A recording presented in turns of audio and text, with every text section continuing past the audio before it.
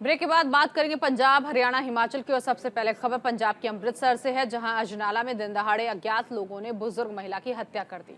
बुजुर्ग महिला की पहचान प्रिंसिपल देवी दयाल शर्मा की पत्नी कुमारी बिमला के रूप में हुई है। बताया जा रहा है कि जो दोपहर के समय अपने घर में अकेले मौजूद थी और हत्यारों ने घर में घुसकर बुजुर्ग महिला की बालियां छीन ली और उसकी हत्या कर दी। इसके साथ ही मीडिया से बात करते समय महिला के बेटे ने बताया कि यह हत्या नहीं, साजिश है।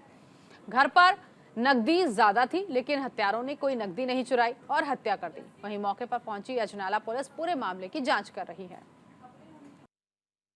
देखो, ये बड़ा अनफॉर्चुनेट इंसीडेंट है जी। मर्डर होया है, बजुर्ग लेडी है जी, और ਅਸੀਂ हर पहलू ਤੇ ਤਫਤੀਸ਼ ਕਰ ਰਹੇ ਹਾਂ। ਤਫਤੀਸ਼ ਕਰਕੇ ਅਸੀਂ ਇਹਦੇ ਨਤੀਜੇ ਤੇ ਵੀ ਪਹੁੰਚਾਂਗੇ ਔਰ ਕਲਪਿਟ ਨੂੰ ਵੀ ਅਸੀਂ ਬਹੁਤ ਛੇਤੀ ਫੜ ਲਾਂਗੇ। ਦੇਖੋ, ਮੇਰੀ ਗੱਲ ਸੁਣੋ, ਇਹ ਸਹੀ ਖਬਰ ਪਹੁੰਚਾਉਣੀ ਸਾਡਾ ਤੇ ਤੁਹਾਡਾ ਸਾਰਿਆਂ ਦਾ ਇਕੱਠਾ ਜ਼ਿੰਮਾ ਹੈ। दूसरा मर्डर है जी, पहला मर्डर भी सीगा, ਉਹਦੇ 'ਚ 2 ਮੁਲਜ਼ਮ ਸੀ, ਹਸਬੈਂਡ ਵਾਈਫ, ਉਹ ਵੀ ਅਰੈਸਟ ਹੋ ਚੁੱਕੇ ਆ।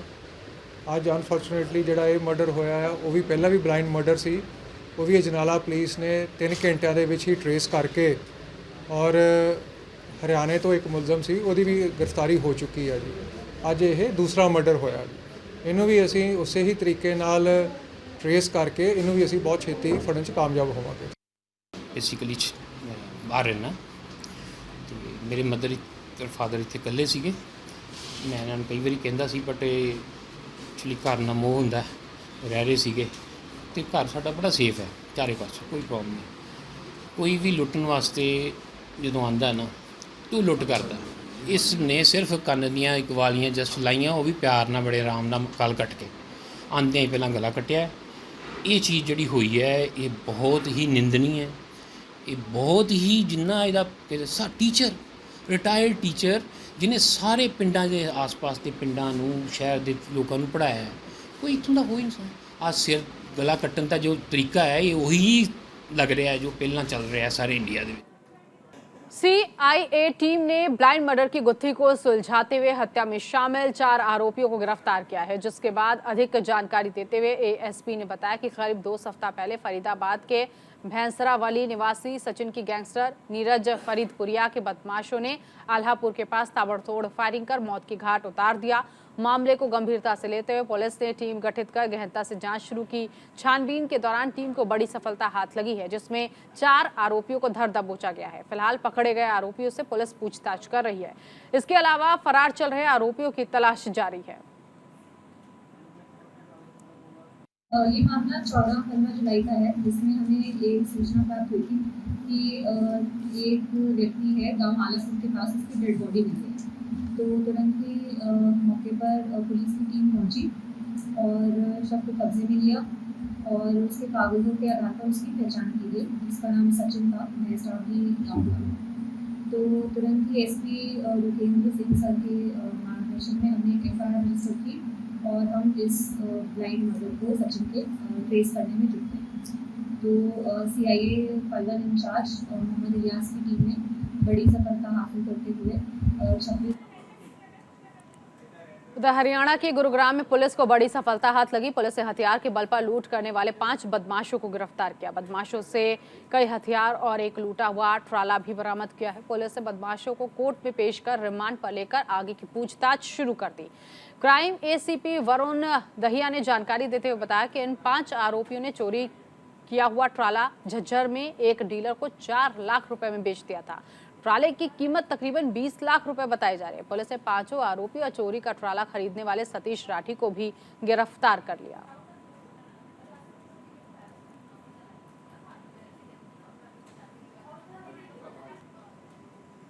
गुरुग्राम के फरुखनगर में एक इंस्टीट्यूट की आड़ में धर्म परिवर्तन कराने का मामला सामने आया। आरोप है कि इंस्टीट्यूट में काम करने वाले कर्मचारियों को आर्थिक सहायता देने के नाम पर जबरन धर्म परिवर्तन करवाया जा रहा है। वहीं हिंदू संगठन इस मामले को लेकर फरुखनगर थाना पहुंचा और एक व्यक्ति और उसकी पत्नी ने शिकायत में आरोप लगाया कि उधार लिए रुपए चुकाने के बाद भी उन पर धर्म परिवर्तन के लिए दबाव बनाया जा रहा था। धर्म परिवर्तन न करने पर उन्हें नौकरी से निकाल दिया गया। पुलिस मामले की जांच कर रही है। यहाँ पहले इंस्टीट्यूट हुआ करता था सवेरा ग्रुप का, जिसमें इंजीनियरिंग कॉलेज वगैरह थे। वो कुछ दिन पहले, कुछ साल पहले सेल करके चले गए। और ये ईसाई मिशनरीज कोई सेंटर इन्होंने परचेज किया है, और इनकी शिकायतें बहुत पहले से हमारे तक पहुंच रही थी। जो कार्य इसमें काम करने वाले थे उनको प्रताड़ना और धर्म परिवर्तन करने की कोशिश करने के, और बहुत सारी जगहों रामफल जी थे, इनसे हमारी बात हुई। वो कहने लगा जी हमारे पर प्रेशर आ रहा है, या तो तुम धर्म परिवर्तन करो, नहीं तो फिर अपने नौकरी छोड़ दो। और हमारे 1-2 महीने की तनख्वाह भी रख ली है, और घरवाले की भी तनख्वाह रख रखी है। बोला जी हमने इनको नौकरी से निकाल दी। शिमला के रामपुर में बीती रात कई जगहों पर भूस्खलन की वजह से भारी नुकसान हुआ है। वहीं 2 NH के साथ साथ 470 सड़कों पर यातायात बंद हो गया, जिन्हें खोलने के प्रयास किए जा रहे हैं। बताया जा रहा है कि प्रदेश में अब तक लगभग 5536.15 करोड़ रुपए का नुकसान हो गया है। साथ ही प्रदेश के कई कारणों की वजह से अभी तक 184 लोगों की जान जा चुकी है। इस पर रामपुर के विधायक नंदलाल ने बताया कि लगातार 3 हफ्तों से बारिश के कारण स्थिति नाजुक हुई है। प्रथम चरण में युद्ध स्तर पर 2 कार्य किए जा रहे हैं।